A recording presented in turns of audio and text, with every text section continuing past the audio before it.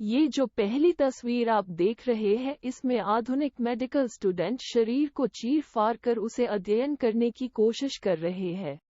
दूसरी तस्वीर भी वही सिखाती है, लेकिन ये सदियों पुरानी है। जी हाँ, भारत में तपस्वी सूत कुछ इसी तरह से अपने छात्रों को ट्रेंड करते थे, सिखाते थे। दरअसल जो सांप होता था उसे पेड़ की छाल में लपेटकर पानी में रख देते थे। बहती हुई गंगा में पेड़ की को पिंजरा बनाकर रखा देते। तो दोस्तों, आगे की वीडियो में हम बारीकी से बताने वाले हैं किस तरह से 2600 वर्ष पहले हमारे भारत में सर्जरी किया जाता था। तो चलिए हम शुरुआत करते हैं 2600 वर्ष पहले से।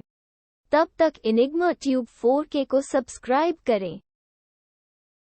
क्या आप जानते हैं दुनिया की पहली प्लास्टिक सर्जरी एक भारतीय सर्जन महर्षि सुश्रुत ने किया था, और वो भी 2600 साल पहले। प्राचीन भारत फिजिशियन जिन्हें फादर ऑफ सर्जन कहा जाता है, उन्होंने 300 सर्जरी का मेंशन भी किया था और उसे अपने छात्रों को सिखाया भी था। आखिर कहाँ से मिली महर्षि सुश्रुत को सर्जरी की ये प्रेरणा? कैसे किया उन्होंने ये इन्वेंशन? जैसे ही सवालों का जवाब हम जानेंगे आज के इस वीडियो में। लगभग 2600 साल पहले वैदिक कालखंडों में एक ऋषि रहते थे जिनका नाम था महर्षि सुश्रुत। महर्षि सुश्रुत उत्तर भारत के एक पुरातन और पवित्र शहर काशी में रहते थे, जो आज बनारस या वाराणसी के नाम से जाना जाता है। उस जमाने में ऋषियों को साधु या महर्षि कहा जाता था। ये से ही एक ज्ञानी महर्षि सुश्रुत भी थे, काशी के महाराज काशीराज,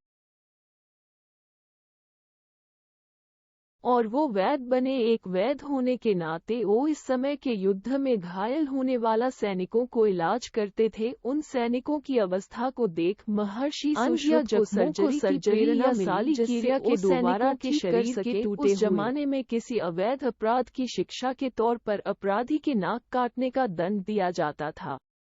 तब सुश्रुत ने राइनोप्लास्टी या नाक के सर्जरी का आविष्कार किया था, जिससे वो टूटे हुए नाक को दोबारा रिकॉन्स्ट्रक्ट कर सके। महर्षि सुश्रुत दुनिया के पहले कैटरेक्ट सर्जन भी थे, जिन्होंने कई लोग के आंखों का भी इलाज किए थे। करुणा और स्नेह से काम करना वाला सुश्रुत ने दुनिया के पहला सर्जन बने, जो कि उस समय में बिल्कुल ही नया था। इन्हीं कारणों की वजह से इन्हें फादर ऑफ ऑल सर्जन भी कहा जाता है। सर्जरी के आविष्कार के साथ साथ सुश्रुत को ये ज्ञान हुआ कि उन्हें कई सर्जिकल इंस्ट्रूमेंट्स की भी जरूरत है, और जरूरत ही हर खोज का जड़ होता है। इसी जरूरत को ध्यान में रखते हुए सुश्रुत ने 121 सर्जिकल इंस्ट्रूमेंट्स का निर्माण किया था, और ऐसा करने वाले वो दुनिया के पहले सर्जन थे। इन आविष्कारों से यही पता चलता है कि महर्षि सुश्रुत का गायन समय की कसौटी पर खरा उतरा था। सुश्रुत ने इस अमूल गायन को विस्तार से एक संस्कृत स्क्रिप्ट के रूप में लिखा है, जिसे सुश्रुत संहिता कहा जाता है। सर्जरी की प्रोसेस बताने वाले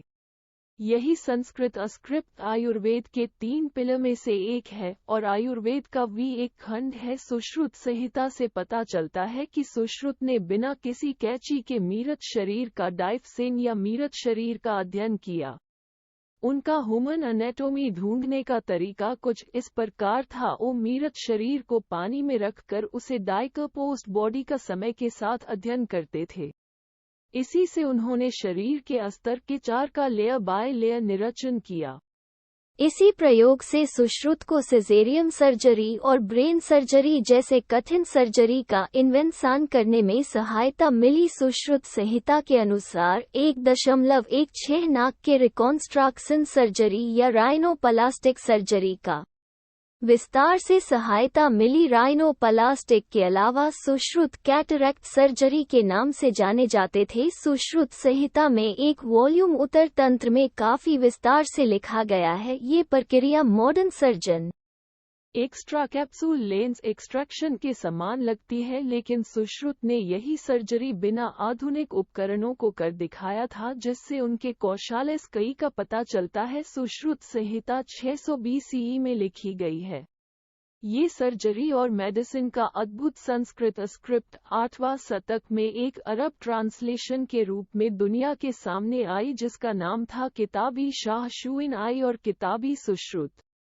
19वीं शताब्दी की शुरुआत में हेसलर ने इस स्क्रिप्ट को लैटिन और मुलर ने जर्मन में लिखा। इस प्रकार सुश्रुत संहिता और उनके लेखक महर्षि सुश्रुत को राष्ट्रीय स्तर पर पहचान तो मिली, लेकिन समय के साथ साथ नाम महाकांक्षा गुमनामी में खो गया। 1907 ईस्वी में कोलकाता के कविराज कुंज ने सुश्रुत संहिता को इंग्लिश में ट्रांसलेशन किया, पर उस ट्रांसलेशन को उतना रिकॉग्निशन नहीं मिला। 20वीं शताब्दी में जब दुनिया आयुर्वेद की और एक नया नजरिया से देखने लगी, तब उन्होंने महर्षि सुश्रुत के मेडिकल साइंस और खासकर सर्जरी उनके महत्वपूर्ण का पता चला। सुश्रुत संहिता इंडियन मेडिकल लिटरेचर में एक माना जाता है। पाम लिप में लिखी गई सबसे प्राचीनतम सुश्रुत संहिता में से एक manuscript Los Angeles county museum of art में रखी गई है। सुश्रुत ने मीडिएबल इंडिया में सर्जरी के स्तर पर एक अलग ऊंचाई पर पहुंचाए। 600 BCE का वो समय आज